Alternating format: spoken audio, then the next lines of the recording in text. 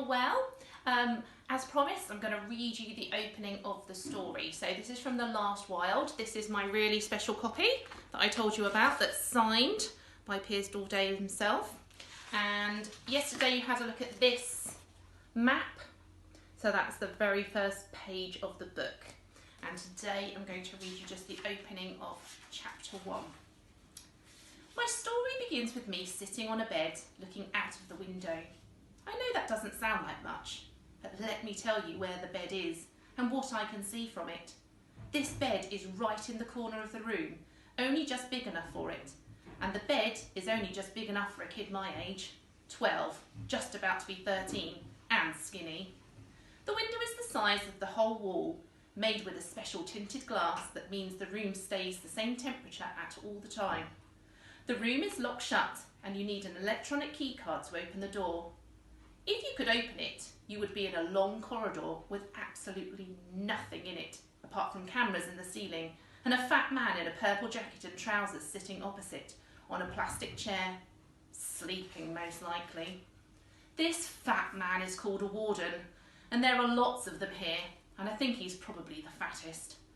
The corridor with the cameras and the fat warden is on the 7th floor of a building, which is like a big upside-down boat made of glass and metal.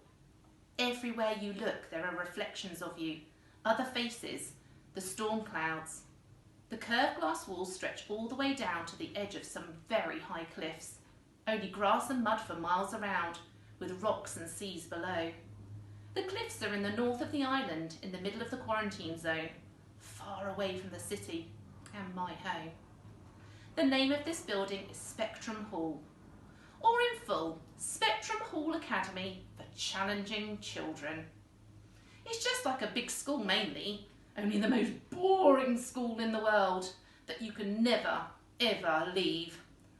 And as for what I can see out of the window, I know what is really there, sky and sea and rocks, but the light in the ceiling bounces off the grass into my eyes. So when I look out into the dark sky, all I can actually see is my reflection. That and the hairy grain varmint flapping around in the corner. A moth is what they call this kind, with antennae and spotted grey wings. I shoo him away only to be sent him circling around with the lights above. So that's the very opening of the story. So I want you to think about what we know so far, who the characters, what kind of place they are in. There are some questions on your sheet, so I want you to think of those, and then I want you to draw an illustration of what comes into your mind when you hear that. You might need to listen to it a couple of times, or there is a copy of it for you to read through yourself, and then draw whatever it is that comes to your mind. Okay? Good luck!